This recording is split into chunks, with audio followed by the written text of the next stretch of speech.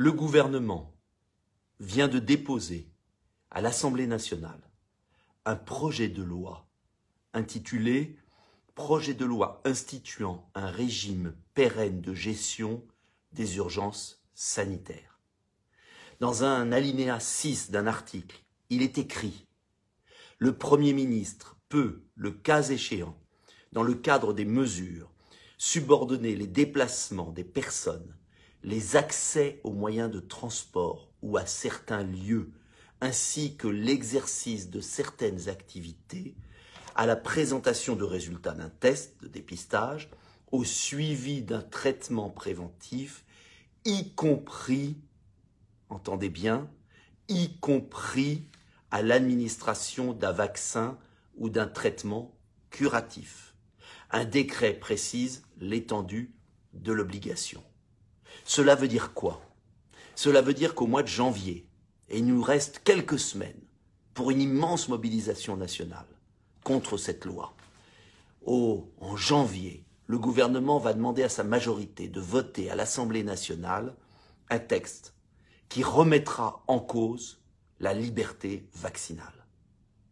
Le président de la République s'est engagé à ne pas obliger les Français à se faire vacciner par un vaccin dont on ne connaît ni la composition, ni le procédé, qui a été réalisé dans la précipitation, qui n'est pas un vaccin, mais une thérapie génique, c'est-à-dire une utilisation de l'ARN pour aller dans les cellules.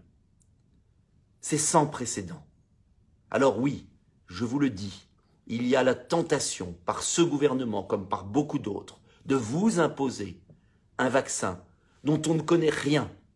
Monsieur Vaccin, monsieur Fischer, professeur Fischer, du gouvernement, le monsieur Vaccin du gouvernement a dit clairement, il a dit clairement qu'on ne savait pas si ce vaccin empêchait d'être porteur du virus et qu'on ne savait pas si ce vaccin empêchait de le transmettre et qu'on ne connaissait pas les effets secondaires. Alors je ne suis pas anti-vaccin, je suis simplement pour une étude approfondie avant de généraliser un vaccin d'une nouvelle méthode. Je souhaite de tout mon cœur que l'on trouve des solutions, notamment vaccinales si cela est possible. Mais je n'accepte pas la précipitation sans études complémentaires.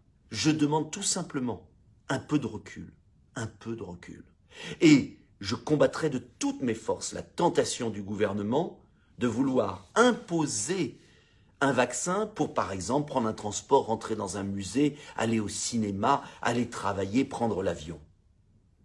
Car, vous le voyez, nous sommes dans une dérive liberticide sans précédent. Oui, on doit combattre le virus. Non, on ne peut pas interdire aux Français de sortir. On ne peut pas obliger à se faire vacciner par une thérapie génique qui n'a rien à voir avec un vaccin traditionnel. Je pèse mes mots. Je sais que mes mots sont graves. Mais quand dans un pays, en catimini avant Noël, le Premier ministre et le Président de la République déposent un projet de loi à l'Assemblée pour janvier qui veut changer radicalement notre mode de fonctionnement, quand au même moment le professeur Perron est exclu de l'assistance publique de Paris pour avoir dit que ce vaccin méritait du recul, quand on fait changer d'avis certains professeurs de médecine, quand l'ordre des médecins attaque le professeur Raoult, je dis qu'il y a quelque chose qui ne tourne plus rond à la patrie de la rationalité. Alors, oui aux études scientifiques, oui au progrès, non à une sorte de nouvelle dictature sanitaire. Diffusez cette vidéo le plus largement possible sur les réseaux avant que certains tentent de nous bloquer. Il faut que les Français soient au courant. Écrivez à tous les parlementaires dès maintenant. Votre député de votre circonscription, renseignez-vous, allez sur Internet, demandez son adresse mail et écrivez-lui qu'allez-vous voter. Allez-vous voter cette obligation vaccinale pour prendre certains transports? Courage. La liberté triomphe toujours dans notre pays. La liberté et la rationalité. Voilà. Alors, à bientôt. Diffusez cette vidéo. Aidez-moi. Nous ne sommes pas si nombreux dans la classe politique à dire la vérité, ou du moins à exprimer une vérité. Et je souhaite que notre démocratie reste une démocratie. Bonne journée malgré tout.